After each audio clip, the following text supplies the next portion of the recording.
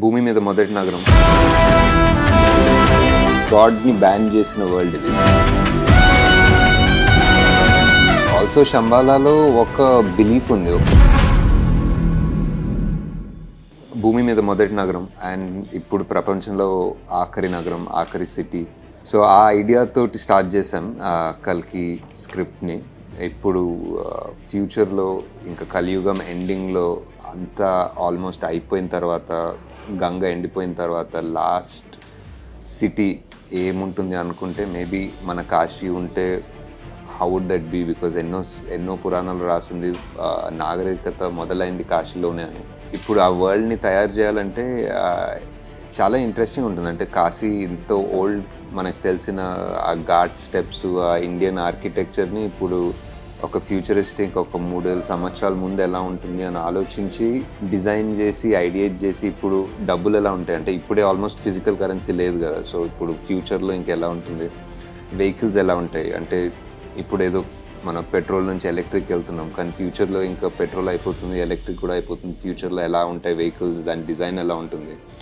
Already sleek stuff అయిపోయింది, so అది అయిపోయి నెక్స్ట్ ఇంకేదైనా వస్తుందా అంటే ఆల్మోస్ట్ ఇంకా వరల్డ్ రిసోర్సెస్ ఇప్పుడు ఆల్రెడీ తయారు చేసిన స్టీల్ని రీసైకిల్ చేస్తాం టు బిల్డ్ థింగ్స్. సో అలాంటి థాట్ ప్రాసెస్లో కాశీని బిల్డ్ చేయడం మొదలుపెట్టాం. సో ఐ థింక్ కాశీని బిల్డ్ చేయడం was a very long process. Kashi పైన మీరు మేబీ ట్రైలర్లో చూసుంటారు, is one massive mega city kind of structure, ఒక పిరమిడ్ లాంటి స్ట్రక్చర్. దాన్ని మేము కాంప్లెక్స్ అంటాం. సో ఆ కాంప్లెక్స్ పైన ఈ భూమి మీద కింద ఏం లేదో nature, food, animals, everything is there. It's almost like ఒక రకమైన నోవాస్ ఆర్క్ అనుకోవచ్చు, ఒక రకమైన త్రిశంకు స్వర్గం అనుకోవచ్చు. It is Paradise on top. కింద కాశీలో ఎంత ఎక్స్ట్రీమ్ ఎండిపోయిన గంగ కనిపిస్తుందో పైన అంత ఎక్స్ట్రీమ్ ఆల్మోస్ట్ ఒక సముద్రం ఆకాశంలో కనిపిస్తుంది. మన కథలో, మన సినిమాలో ఇంకో 3వ వరల్డ్ కూడా ఉంది. ఆ వరల్డ్ పెద్దగా మాట్లాడలేదు ట్రైలర్లో ఉన్న ఇంతవరకు ఉన్న మెటీరియల్లో, బట్ చాలామంది ఆల్రెడీ గెస్ చేశారు.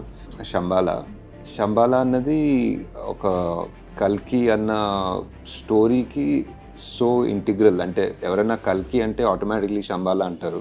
సో శంబాలా గురించి ఏమంటున్నాం అంటే ఈ 3వ వరల్డ్ ఇస్ ఈ కాంప్లెక్స్కి, కాశీకి సంబంధం లేకుండా ఒక థర్డ్ వరల్డ్. అండ్ ఆ వరల్డ్లో ఆల్మోస్ట్ ఉన్న వాళ్ళు ఐదర్ కాంప్లెక్స్ని ఎదిరిస్తున్నారో, కాంప్లెక్స్ చేసే పనులని ఛాలెంజ్ చేస్తున్నారో. అంటే one important thing to say is ఈ వరల్డ్లో there is no god, there is no idea of a god. And ఒక రకంగా గాడ్ని బ్యాన్ చేసిన వరల్డ్ ఇది, దేవుడిని బ్యాన్ చేసిన వరల్డ్. సో మన వరల్డ్లో ఒక మెయిన్ 3 వరల్డ్స్ ఆర్ దీస్.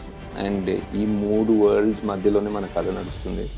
ఒక్కొక్క వరల్డ్కి ఒక్కొక్క kind of thought process and design చేసాము. లైక్ కాశీలో జనాలు ఒకలాగుంటారు, వాళ్ళ బట్టలు ఒకలాగుంటాయి. ఫర్ ఎగ్జాంపుల్ వాళ్ళ ఫుడ్ ఒకలాగుంటుంది, వాళ్ళు మనీ ట్రాన్స్ఫర్ చేసుకోవాలంటే ఒకలాగుంటుంది, వాళ్ళ వెపన్స్ ఒకలాగుంటాయి, వాళ్ళ వెహికల్స్ ఒకలాగుంటాయి. కాంప్లెక్స్ సేమ్ థింగ్, వాళ్ళకున్న యాక్సెస్ టు రిసోర్సెస్ బట్టి వాళ్ళ కాస్ట్యూమ్స్, వాళ్ళ ఇల్లు, వాళ్ళ వెహికల్స్ అన్నీ ఒకలాగుంటాయి. And Shambhala is completely different. So వాళ్ళ టెక్నాలజీ, వాళ్ళ వెపన్స్, వాళ్ళ వెహికల్స్, వాళ్ళ క్లోత్స్, ఎవ్రీథింగ్ మళ్ళీ అది వేరేలాగా ఉంటాయి. And in a way at least ఒక్కొక్కరు ఒక్కొక్క కల్చర్ అన్నట్టు. అండ్ ఆల్సో శంబాలాలో ఒక బిలీఫ్ ఉంది, వచ్చే అవతారం, వచ్చే సేవియర్, దేవుడు మళ్ళీ పుడతాడని, అతను శంబాలాని పుడతాడని వాళ్ళ బిలీఫ్. అండ్ ఆల్సో మన పాపులర్ కల్చర్లో, మన స్టోరీస్, స్క్రిప్చర్స్లో కూడా అదే బిలీఫ్. కల్కి అవతారం శంబాలాలో పుడుతుందని. ఎవరైనా ఏదైనా పని చేయాలంటే ఒక బౌంటీ పెడతారు ఒక సిస్టంలో. మన మూవీలో మీరు ఎవరైనా బుజ్జి భైరవ యానిమేషన్ సిరీస్ చూస్తే కొంచెం క్లియర్ ఉంటుంది. ఆ బౌంటీ పెడతారు, లైక్ ఎవరైనా పట్టుకోవాలన్నా, ఏదైనా వెతకాలన్నా, ఏదైనా it could be anybody. So వాళ్ళు ఒక బౌంటీ పెడితే anybody who does that work gets పేడ్.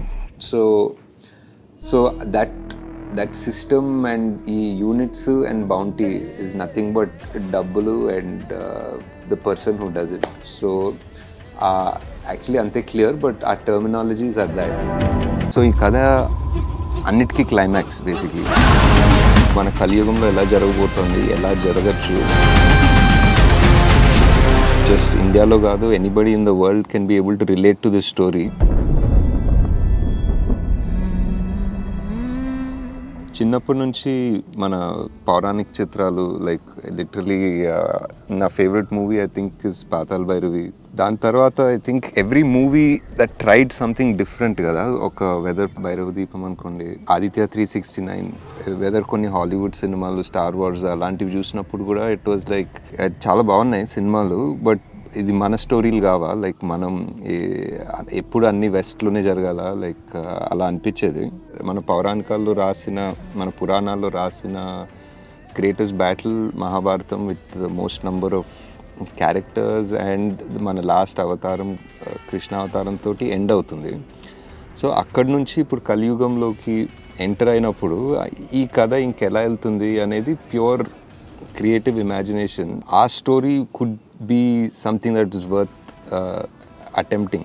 కృష్ణుడు అవతారం తర్వాత దశావతారం కల్కి, ఇప్పుడు మన కలియుగంలో ఎలా జరగబోతోంది, ఎలా జరగచ్చు, జస్ట్ ఇండియాలో కాదు anybody in the world can be able to relate to this story. So ఈ కథ అన్నిటికీ క్లైమాక్స్ బేసిక్లీ. ఇప్పుడు మనం చదివిన పురాణాలు, ఇప్పుడు మనం చదివిన ఎపిక్స్ అన్నిటికీ ఒక క్లైమాక్స్ లాగా చేస్తే ద ఫైనల్ ఎండ్ అందరి క్యారెక్టర్లు, ఆర్ ఇప్పుడు కలి అనేవాడు ప్రతి యుగంలో ఉంటాడు, ఒక్కొక్క రూపం తీసుకుంటాడు అనుకుంటే, ఒకసారి రావణుడిలాగా, ఒకసారి దుర్యోధను లోపల, ఒకసారి అన్నింటిలో ఒక రూపం తీసుకొని ఫైనలీ ఈ కలియుగంలో ఒక ద అల్టిమేట్ ఫైనల్ రూపం తీసుకుంటే how is that and what kind of a hero.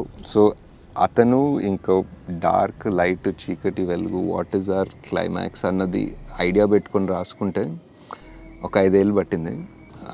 జనాలు ఒకసారి ఈ వరల్డ్లో వెళ్ళి ఈ కొత్త సార్ట్ ఆఫ్ సైఫై మైథాలజీ అటెంప్ట్ని చూస్తే very curious to see how people would react to it.